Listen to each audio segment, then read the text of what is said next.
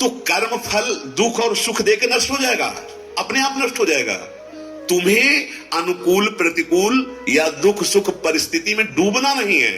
हम लोगों को यही कला नहीं आती। सुख आया तो फूले घूम रहे हैं, दुख आया तो इतने इतने निराश कि कैसे समझावे इनको। इतने निराश नहीं, नहीं, निराशा हमें खोखला कर देगी, हमें मतलब जीते जी एकदम एकदम असमर्थ कर देगी। ये निराशा को छूने मत दो। सत्य वस्तु की आशा, विजय की आशा इतनी प्रबल करो कि तुम इतने अभ्यासी बन जाओ कि ये हार तुम्हें, हेलो हम हार गए, ठीक है, हम आगे अभ्यास करेंगे, ऐसे दृढ़ बनेंगे, नहीं ये हार विजय में बदलेगी। और अगर सत्य मार्ग में आप चल रहे हो तो विजय अंतिम हमारी ही है। हरा दिया युधिष्ठिर जी को, बड़े फूले हैं दुर्योधन आदि, 12 वर्ष का वनवास, 1 वर्ष का अज्ञातवास, महान कष्ट पाया, पर उनका क्या हुआ? पूरे वंश का नाश हुआ और विजय श्री युधिष्ठिर को मिली। निराश नहीं, हताश नहीं, हमको अपने मार्ग को समझना है। हम भारतवासी अध्यात्म को जानने वाले, अध्यात्म में स्थित होने वाले, परम धर्म में देश है। जय और पराजय ये पहलू हैं, दिन और रात जैसे है, ठीक है, हो गई। हमें फिर मजबूत बनना है, हमें निराशा नहीं, और एक दूसरे को उत्साहवर्धन करना चाहिए। ये नहीं कि पढ़ाई में कोई फेल हो गया तो घर वाले उसको इतना भार दे दें कि वो अपनी हार को पूरी हार मान जाए। किसी भी विषय में, चाहे वो किसानी हो, व्यापार हो, नौकरी हो, क्रीड़ा हो, पढ़ाई हो, अध्यात्म हो, हाँ फिसल सकते हैं अध्यात्म में। अरे तुम्हारी माया बाजी पसारी विचित्र, सुनमुनि मोहे काकी कोड़, बड़ी विचित्र माया, दैवी ऐसा गुणमयी मम माया दुरत्या, अध्यात्म में भी फिसल सकता है। तो फिसल गए तो इसका मतलब हार गए, हम गिर गए, हम बेकार हो गए। नहीं नहीं, हम उस जगह को देखेंगे कि हारे तो कैसे हारे, हमारी फिसलन चूक क्या हुई, क्या हमारे अभ्यास में कमी हुई, हमारी सावधानी में कमी हुई, हम उसको सुधारें, आगे बढ़े। ये मानव देह केवल दुख सुख भोगने के लिए नहीं है। विश्वास कीजिए, आप इतने महान हैं कि दुख सुख आपको छू ही नहीं सकता। आपने दुख सुख को पकड़ रखा है। पूरे उद्धार की सामग्री भगवान ने आपके अंदर रख दी है। एक दिन बताया था कि तिजोरी अंदर है, चाबी भी अंदर है, जो आनंद की खोज कर रहे वो अंदर है, लेकिन हम बाहर ढूंढ रहे हैं। पूरे जन्म के जन्म व्यतीत होते जाते हैं, बाहर ढूंढ रहे हैं, नहीं मिलने वाला। सर्वात्मना न विसर्जित बहिरिंद्रियाणि, आओ अंदर आओ, आओ समाधि भीतर, चित्त न डुलाई तुझ, स्वामी जी अंदर तो आप माल भरा हुआ है। आनंद सिंधु मध्य तो वासा, तू आनंद के कण खोज रहा है, आनंद समुद्र तेरे अंदर विराजमान है।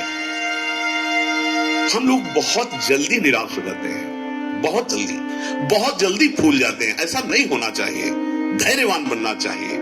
ये दोनों चीजें बड़े बड़े महापुरुषों के जीवन में देखी गई। स्वयं भगवान अवतार लेकर के लीला दिखाते हैं।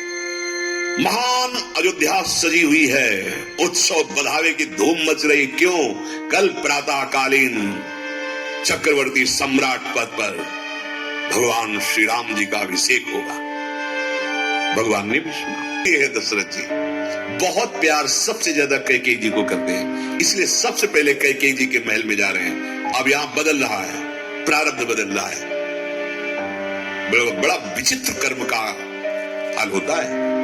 प्रारब्ध बदल रहा है महाराज का, बड़े आनंद में उमगते हुए जा रहे हैं। जीव ही कैकेयी के भवन में, तो वहां का वातावरण देखा कि हमारे प्राण प्रिय रघुनाथ के तिलक की बात सुनकर के यहाँ उत्सव नहीं है, यहाँ सब निराश दास दासियां चर्चा करते हुए अश्रु प्रवाह करने लगती हो। और उन्हीं मेरे और तुम्हारे प्राण प्रिय राम का प्रातःकालीन राज्याभिषेक है, और तुम ऐसे मलिन वस्त्र धारण करके कोप कर रहे हो।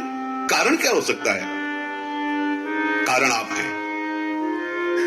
आपने कहा था वरदान, ओ मेरा भूलने का, भगवान के पिता का सौभाग्य और स्वयं भगवान, राज तिलक होना है। सब जी ही सूचना पहुंचती है कि पिताश्री ने याद किया, वहां गए, वहां दर्शन जी पर बताया कि ये तो बताएंगे नहीं, ये तो ऐसे ही मूर्छित पड़े हैं आपके उसमें, लेकिन इन्होंने मुझे वचन दिया है आपको 14 वर्ष का वनवास तपस्वी वेश में किसी ग्राम नगर में नहीं जाना। 14 वर्ष विशेष उदासी भाव से बहुत प्रसन्न हुए भगवान, मानो राज तिलक में उतने प्रसन्न नहीं हुए थे, उस समय संकोच में हो गए थे कि हम चारों भाई एक साथ प्रकट हुए हैं, फिर मेरा ही राज तिलक क्यों? सब भाइयों का राज तिलक होना चाहिए, भगवान का स्वभाव। लेकिन जे भी सुना भरत को राज तिलक को मेरा, लेकिन हुआ क्या, पूरी अयोध्या। और दुख सुख आएगा, आप इसके प्रति सावधान पहले से रहें। सुख में इतने न भूल जाएं कि आगे दुख आने वाला है, दुख में इतने न डूब जाएं, चिंता मत करो आगे सुख आने वाला है। और हमें तो लगता है कि ऐसे बलवान बनो कि सुख दुख का सदुपयोग कर लो। दुख आया है, भगवान ने कृपा की, मेरे किसी पाप का मोचन हो रहा है और हम नाम जप करके उसे सह लेते हैं। सुख आया है, उसे 4 लोगों की सेवा में बांट देते हैं। भगवान ने मुझे सौभाग्य दिया है तो 4 मिल करके उस सुख का उपभोग, अगर हम उसके भोक्ता बनेंगे तो दुख का भोग हमें करना ही पड़ेगा। एक विशेष बात समझने की है कि मनुष्य जीवन में प्रारब्ध के अनुसार जो शुभ या अशुभ परिस्थिति आती है, जो सुख और दुख प्रदान करती है, वास्तव में देखा जाए अगर आप उसका भोग न करें तो ये सुख और दुख आपको व्यापेंगे ही नहीं। अरे जब किसी अग्नेयास्त्र, वरुणास्त्र, वायुवास्त्र, दिव्यास्त्र की पहुंच नहीं है आप तक, तो सुख दुख कैसे पहुंच जाएंगे? हम लोग उसके इतने भोक्ता बन चुके हैं कि यही हमारा जीवन हो गया है।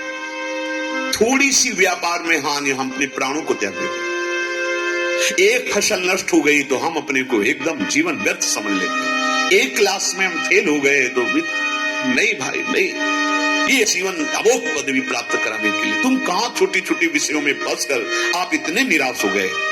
हर विजय प्राप्त होगी, आप विश्वास करो। केवल आप थोड़ा अध्यात्म को समझे, थोड़ा धैर्यवान बने।